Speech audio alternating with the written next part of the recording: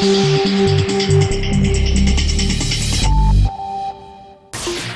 first we spend some time with a star of world literature, TC Boyle. We're in a pre-literate society where fewer and fewer people read serious literature or read anything at all. He spoke to our reporter Matthias Frickel on a recent visit to Berlin.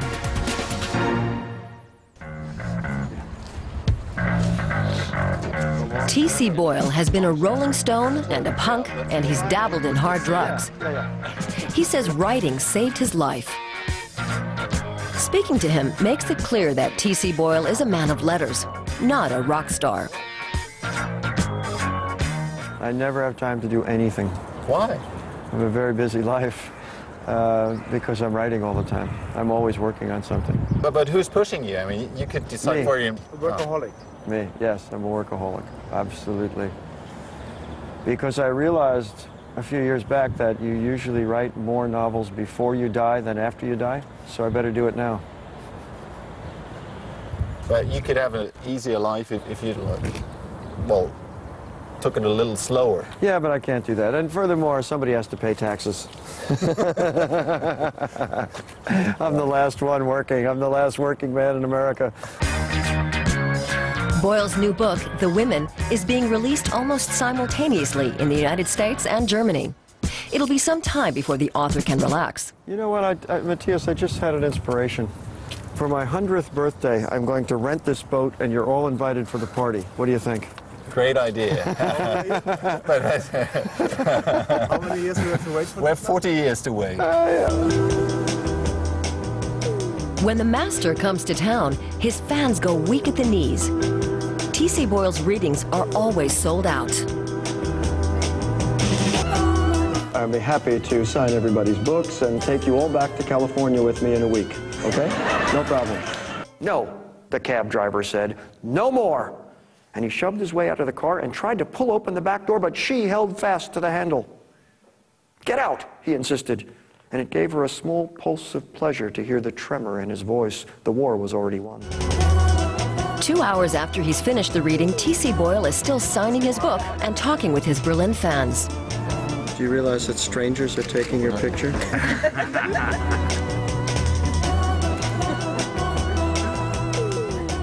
Do you love your readers? Yes, I do. It's an honor to me. I never understood the writers or the rockers who don't want to see the fans and who turn their back on them. I mean, these are the people who have something in common with you, yeah? They love what you're doing. I want to be a good guru. I don't want people who read my books to do anything. I just want them to enjoy art. Whereas, for instance, Mr. Wright would have his apprentices who were, in essence, his servants. In The Women, TC Boyle explores the life of the architect Frank Lloyd Wright. Wright designed the Guggenheim Museum in New York and created his own little empire at Taliesin in Wisconsin.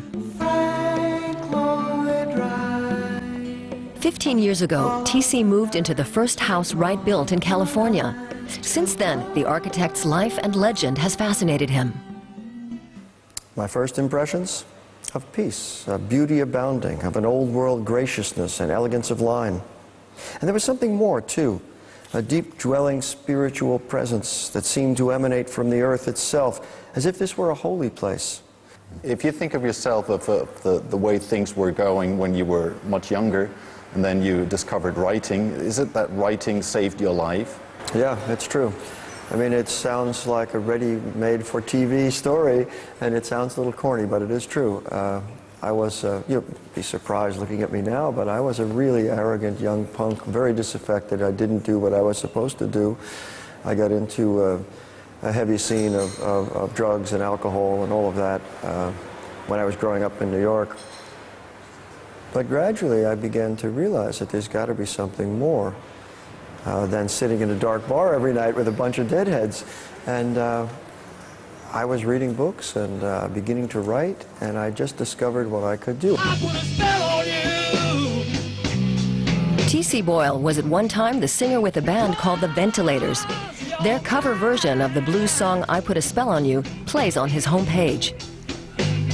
But writing has long been at the center of all he does. Boyle has produced 12 novels and lots of short stories. a wide-ranging oeuvre focusing on the winners and losers of the American dream. We're in a pre-literate society where fewer and fewer people read serious literature or read anything at all. Well, what can I do? This is my life. Soon I'll be dead. I won't have to worry about it. But you don't worry about the future, what you're going to do in the future, or if you're going to write until the very last day. I think you have to, absolutely. You have to write until the very last day. Obviously, there's a decline of powers. No one knows where this power comes from. And we see other aging authors. You know, there's guys in their 80s. Look at John Updike. He was still writing to the end. Philip Roth is still going strong. Those are the guys I admire. Just as, you know, many of the rock and roll bands have passed into history, but the Rolling Stones are still playing. Why not? You know? I'd like to be like that.